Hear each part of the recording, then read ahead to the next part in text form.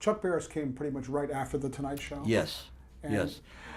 Also, at the same time, Chuck was very good about it. I tell you, he used to let me off because I had the house specials at NBC. There was an Orange Bowl parade, the halftime show for the Orange Bowl, Macy's parade, Rose parade. I was the king of parades for about 5 minutes. There was a show called College Queen.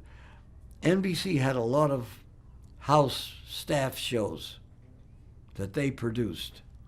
And fortunately, I did all of those. And like I say, Chuck used to let me off to do them. And I would go running back to get straight with Gong. when you left The Tonight Show, was that a routine did you enjoy that routine, or what were the circumstances of why you left? Well, see, Johnny was the only host of any show I ever did who wasn't close to anybody else on the show except the producer. So it wasn't so bad for me because Chuck, I keep saying, was a dear man, a great brain, and a dear friend. And that was a pleasure because whatever he had, I did, you know. So was that another example of lucky, just being able to meet Chuck Barris? Oh, boy. Oh, yeah.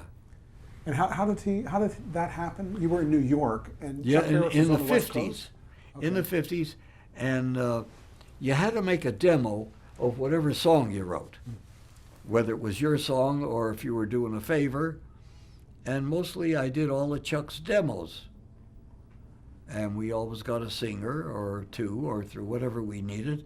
And I would get 5 or 6 men to make a demo so that Chuck could play the demo for record companies and try to get a commercial record. And indeed, he had one big hit. It's called Palisades Park. Freddie Cannon. How about writing bum bum bum bum? Last night I took a walk in the park. Bum Great bum song. bum bum. But big hit. So Chuck Barris was a music man before he was a TV producer? Oh yeah. And he also, I think, at one time sold something called QTV.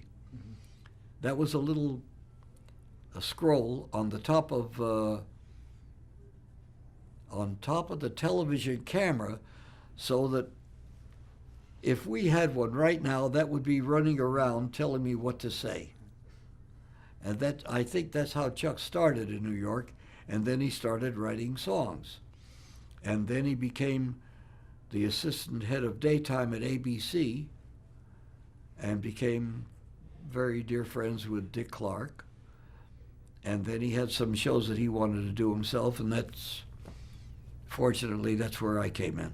So when you had met him earlier, and then did he request you basically at some point Yeah. later when he was... Yes. Now the Newlywed Game and the Dating Game came before the Gong, Gong Show, yes. Were you involved with those shows?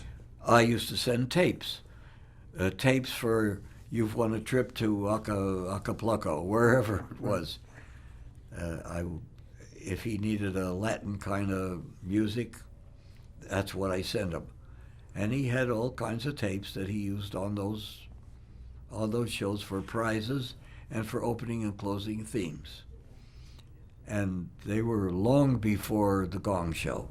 Was Chuck trying to get a certain tone for those shows and a theme? Well, he wanted both of those themes to be that style, that two-trumpet style, which was really big at that time. You know, you couldn't have a bigger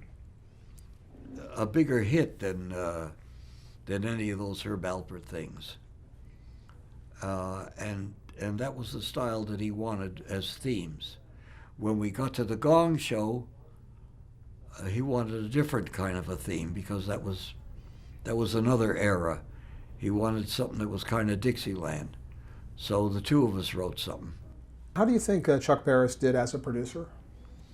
I think he was just great. He was just remarkable, you know. And he used to do run-throughs of the shows for whoever was the host to try to make the shows better. Or in the case of the newlywed game to make them, what's the word, raunchier, you know, because he just had that native intelligence. He knew what was going to work on the air.